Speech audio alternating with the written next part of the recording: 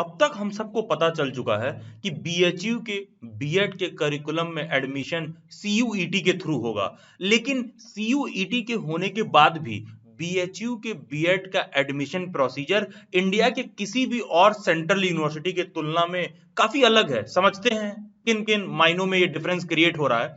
सबसे पहले, अगर एक नॉर्मल सीयूईटी का बीएड का एप्लीकेशन फॉर्म आप फिल कर रहे हो तो उसमें देखोगे बहुत सारी यूनिवर्सिटीज हैं जिसके थ्रू आप बीएड कर सकते हो, सिर्फ और सिर्फ केवल और केवल एक एंट्रेंस एग्जाम देके, वो है पेपर कोड PGQP-P01।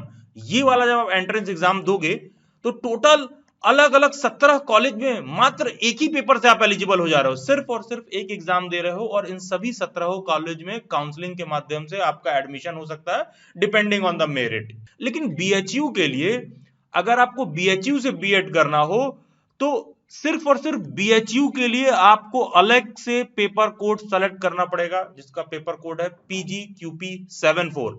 बल्कि दोनों का ही एग्जाम सीयूईटी के थ्रू ही हो रहा है, दोनों का एडमिशन सीयूईटी के थ्रू ही होगा, कॉमन यूनिवर्सिटी एंट्रेंस एग्जाम के थ्रू ही होगा। लेकिन बाकी के सभी यूनिवर्सिटियों में जाने के लिए सिर्फ और सिर्फ एक पेपर देना है, और बीएचयू में अकेले जाने के लिए ये वाला पेपर कोड का आपको एग्जाम देना है। तो अकेले बीएचयू का एडमिशन प्रोसीजर काफी अलग है इसी सीयूईटी के एग्जाम के थ्रू ही। समझते हैं बीएचयू को थोड़ा और डिटेल में। जब आप बीएचयू में बीएड के लिए अप्लाई करने जाएंगे तो ये मैटर करेगा कि या तो आपने ग्रेजुएशन में या फिर आपने पोस्ट ग्रेजुएशन में, जो भी आपका एलिजिबिलिटी हो। अगर आप ग्रेजुएशन के बेसिस पर फॉर्म फिल कर रहे हैं तो ग्रेजुएशन में जो सब्जेक्ट आपने पढ़ रखा है वो मैटर करेगा, और अगर आप पोस्ट ग्रेजुएशन के बेसिस पर फॉर्म भर रहे हैं तो आपने पोस्ट ग्रेजुएशन में जो सब्जेक्ट भर रखा है वो मैटर करेगा। तो एक नॉर्मल कैंडिडेट जो बीएचयू से बीएड करेगा, या तो वो लैंग्वेज का स्टूडेंट होगा, या तो साइंस का होगा, या तो मैथमेटिक्स का होगा, या तो सोशल साइंस एंड ह्यूमैनिटीज का होगा। ये अलग बात है कि ये लैंग्वेज फर्दर डिवाइडेड होगा, हिंदी इंग्लिश संस्कृत में, साइंस फर्दर डिवाइडेड होगा, मैथमेटिक्स फर्दर डिवाइडेड होगा, सोशल साइंस फर्दर डिवाइडेड होगा। उन सबको हम डिटेल में देखेंगे और समझेंगे। फिलहाल के लिए हमें ये बात समझ में आ रही है कि बीएचयू के बीएड में जब एक कैंडिडेट एडमिशन लेता है तो मोटी मोटा ये मेजर 4 सेक्शन हैं जिसके अंदर आपका एडमिशन होगा। या तो आप लैंग्वेज के स्टूडेंट होगे, या तो साइंस के होगे, या तो मैथमेटिक्स के होगे, या तो सोशल साइंस या फिर ह्यूमैनिटीज के होगे। इसके पहले चैनल के प्लेलिस्ट में आपने सीयूईटी बीएड वाला एडमिशन प्रोसीजर का लेक्चर देख रखा होगा, तो ये बीएचयू बीएड वाला आपको और बेहतर समझ में आएगा। बाकी आप चैनल के प्लेलिस्ट में जाएंगे तो वहां पर बीएचयू बीएड का भी एक अलग से प्लेलिस्ट होगा, जहां पर बीएचयू के रिगार्डिंग सभी छोटे से छोटे बड़े news update BEd entrance exam को लेकर आपको उसी प्लेलिस्ट में मिल जाएंगे। यहां तक हमें समझ में आ गया है कि नॉर्मल सीयूईटी के बीएड में एडमिशन लेने के लिए PGQP-01 वाला पेपर कोड सेलेक्ट करना है, और बीएचयू में एडमिशन लेने के लिए PGQP-74 वाला पेपर सेलेक्ट करना है। दोनों का एग्जाम अलग होगा, दोनों का एग्जाम सेंटर अलग होगा, दोनों का एग्जाम का डेट अलग होगा, दोनों का पेपर स्ट्रक्चर भी एकदम अलग होगा, इसीलिए दोनों का पेपर कोड अलग है। नमस्कार, मैं अभिलाष सिंह। आप मेरे से इंस्टाग्राम पर भी जुड़ सकते हैं, जिसका लिंक डिस्क्रिप्शन बॉक्स में दिया हुआ है, या फिर ये यूजर आईडी आप इंस्टाग्राम पर सर्च करें। आते हैं मिनिमम एलिजिबिलिटी क्राइटेरिया पर।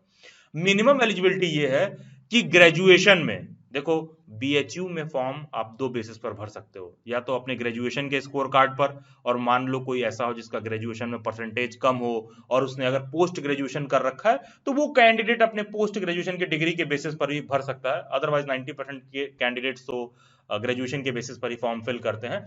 तो ये जरूरी है कि ग्रेजुएशन या फिर पोस्ट ग्रेजुएशन में आपके 50% मार्क्स स्कोर्ड हो, जिस बेसिस पर भी आप फॉर्म फिल कर रहे हो। अगर आप ग्रेजुएशन के बेसिस पर फिल कर रहे हो तो ग्रेजुएशन में 50% होना चाहिए, अगर मास्टर्स के बेसिस पर फिल कर रहे हो तो 50% मास्टर्स में भी होना चाहिए, अगर आप पीजी के बेसिस पर फॉर्म फिल कर रहे हैं तो। बाकी कोई ऐसा कैंडिडेट है जो इंजीनियरिंग बैकग्राउंड का है, टेक्नोलॉजी के फील्ड में कोई डिग्री लेकर आया है, तो उनके लिए मिनिमम मार्क्स 55% होना जरूरी है। तो ये छोटी सी बुनियादी बात तो समझ में आ गई कि हमारा अगर ग्रेजुएशन में 50% मार्क्स है, या फिर अगर पीजी कर रखा है उसमें 50% मार्क्स है, तो किसी भी एक के बेसिस पर आप अपना फॉर्म फिल करके बीएचयू बीएड का एंट्रेंस एग्जाम दे सकते हो। लेकिन ध्यान देने वाली बात यह है, ये अकेला एलिजिबिलिटी क्राइटेरिया नहीं है। बीएचयू में साथ में एक टर्म कंडीशन और लगा है, ये दोनों क्राइटेरिया आपका फुलफिल होना चाहिए, तभी आप बीएचयू बीएड के एंट्रेंस एग्जाम के लिए एलिजिबल होते हो।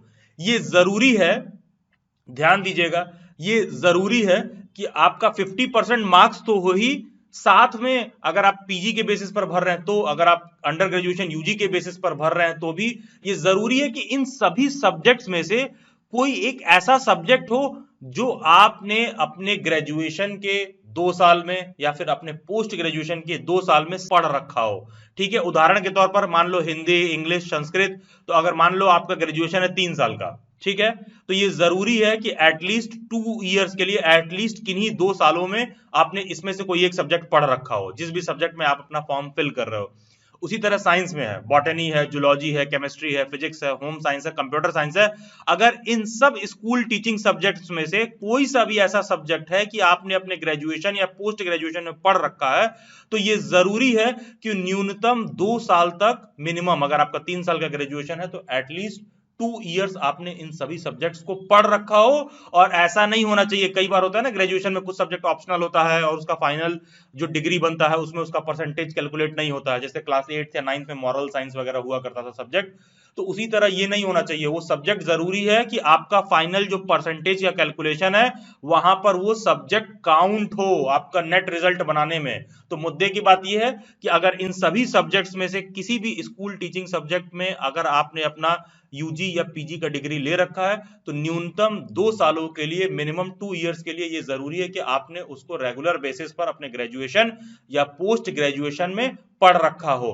और इस टेबल के बेसिस पर हमको ये भी समझ में आ रहा है कि लैंग्वेज में हिंदी, इंग्लिश, संस्कृत, साइंस में botany, zoology, chemistry, physics, home science, computer science, mathematics में maths, statistics, computer science, history में हिस्ट्री, एंशिएंट हिस्ट्री में किसी का है, या फिर geography, economics, pol science, commerce, home science, education, इन सब में से कोई भी ऐसा सब्जेक्ट है जिसमें आपने अपने ग्रेजुएशन कर रखा है, तो ये सभी कैंडिडेट्स बीएचयू से बीएड करने के लिए एलिजिबल हैं, प्रोवाइडेड वो सब्जेक्ट मिनिमम अपने ग्रेजुएशन में आपने एटलीस्ट 2 अलग अलग कंसेक्यूटिव ईयर्स में या फिर 2 अलग अलग ईयर्स में पढ़ रखा है। 3 साल का ग्रेजुएशन है तो, 4 साल का ग्रेजुएशन है तो भी, और पोस्ट ग्रेजुएशन कर रखा है, पीजी के बेसिस पर फॉर्म फिल कर रहे हैं तो भी।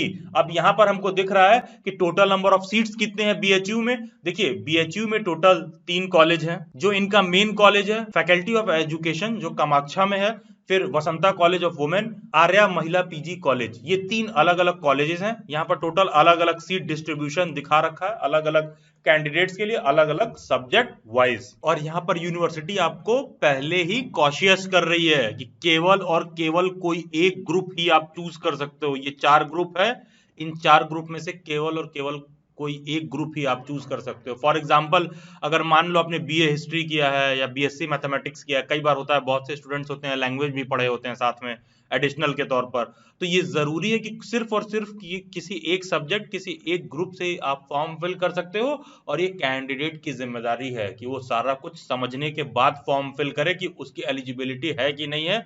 अदरवाइज बाद में कभी भी फाइंड किया गया कि वो नॉट एलिजिबल था तो उसको डिस्क्वालीफाई कर दिया जाएगा even after qualifying the exam and even after counselling. जब डॉक्यूमेंट वेरीफाई हो रहा है और चेक हुआ कि आप नॉट एलिजिबल थे तो आपको वहां पर भी डिस्क्वालीफाई कर दिया जाएगा। एग्जाम इसका कंप्यूटर बेस्ड टेस्ट होगा, ऑनलाइन एग्जाम होगा, कंप्यूटर सेंटर पर जाके आपको अपना पेपर देना होगा। पेपर आपका इंग्लिश और हिंदी दोनों में आएगा, जिस भी लैंग्वेज में आप अटेम्प्ट करना चाहें आप कर सकते हैं। टोटल पेपर में 100 क्वेश्चन होंगे, एक क्वेश्चन आपका 4 नंबर का होगा और एक क्वेश्चन गलत करने पर नेगेटिव मार्किंग भी है 1/4, यानी कि एक क्वेश्चन गलत करने पर सही वाले में से 1 नंबर आपका कट जाएगा। फॉर्म फिल करते समय आपको जो पेपर कोड सेलेक्ट करना है वो PGQP74 है, CUET के प्रोस्पेक्टस में इजीली आपको देखने के लिए मिल जाएगा। बाकी का पेपर पैटर्न देख लेते हैं। अगर कोई लैंग्वेज के साइड का स्टूडेंट है और वो बीएड लैंग्वेज चूज कर रहा है तो उसके लिए पेपर स्ट्रक्चर अलग है बीएचयू में, साइंस वाले के लिए अलग है, सोशल साइंस वाले के लिए अलग है, मैथमेटिक्स वाले के लिए अलग है। थोड़ा सा पेपर स्ट्रक्चर समझ लेते हैं क्या डिफरेंस है। देखो पेपर 1 है, जो पेपर 1 में पार्ट ए है वो तो मोर और लेस सभी जगह पर आपको सेम ही मिलेगा कि 25 MCQ है, जहां पर मैथमेटिकल एप्टीट्यूड आएगा, कुछ लैंग्वेज के क्वेश्चन होंगे, कुछ जनरल अवेयरनेस होगा। तो ओवरऑल एक 25 क्वेश्चन पूरा एक मिक्स सेट आएगा जहां mathematics, reasoning, language, general awareness आपसे कुछ भी पूछ रहा है। बाकी अगर आप लैंग्वेज के स्टूडेंट हो तो ध्यान देना, आपसे इंग्लिश भी पूछेगा, वो हिंदी भी पूछेगा और संस्कृत भी पूछेगा। ध्यान दीजिए, संस्कृत भी पूछता है बीएचयू, संस्कृत आपसे पूछेगा अगर आप लैंग्वेज के स्टूडेंट हो तो। उसी तरह कोई साइंस का स्टूडेंट है तो साइंस में आपको नॉर्मल जो बाकी का ये पेपर पार्ट ए है, ये तो कॉमन है सबके लिए। आपसे टीचिंग एप्टीट्यूड का अलग से पूछेगा, उसके बाद आपने जो भी ग्रेजुएशन में पढ़ रखा है, botany, zoology, chemistry, physics, home science, computer science, इन सब से क्वेश्चन आपको पूछेगा। यहाँ पर क्वेश्चन उठता है कि सर ये टीचिंग एप्टीट्यूड कहाँ से पढ़ें। देखिए टीचिंग एप्टीट्यूड को पढ़ने का सबसे सिंपल, सहज, आसान तरीका है, लास्ट मूवमेंट में एकदम शॉर्ट टर्म में प्रिपेयर करने का आसान तरीका है। चैनल के प्लेलिस्ट में जाइए, वहां प्लेलिस्ट में टीचिंग एप्टीट्यूड करके एक प्लेलिस्ट होगा, और इस प्लेलिस्ट में दिल्ली बाइट्स की फैकल्टी नुपुर मैम, जिन्होंने अपना बीएड खुद बीएचयू से किया है, सभी टीचिंग एप्टीट्यूड के लेक्चर्स को उन्होंने सीक्वेंस में समझा रखा है, जो एग्जैक्टली बीएड एंट्रेंस एग्जाम के बेसिस पर तैयार हैं, जो आपको मल्टीपल टाइम्स आपका परफॉर्मेंस बीएड एंट्रेंस एग्जाम में बूस्ट करेंगे। एक एक लेक्चर को 4 से 5 बार आप देख जाइए, लर्न कर जाओ, डायरेक्ट टीचिंग एप्टीट्यूड के क्वेश्चंस आपको इन वीडियो लेक्चर से एग्जाम में मिल जाएंगे। उसी तरह फिर मैथमेटिक्स वाला सेक्शन देखिए, तो यहां पर भी पार्ट ए का पेपर स्ट्रक्चर एकदम सेम है, consisting of language, general awareness, mathematical aptitude, analytical skills, total 25 question रहेंगे। लेकिन जब नीचे पार्ट बी में आओगे तो फिर आपको देखने के लिए मिल रहा है कि टीचिंग एप्टीट्यूड के साथ साथ वो कह रहा है कि मैथमेटिक्स और स्टैटिस्टिक्स आना चाहिए।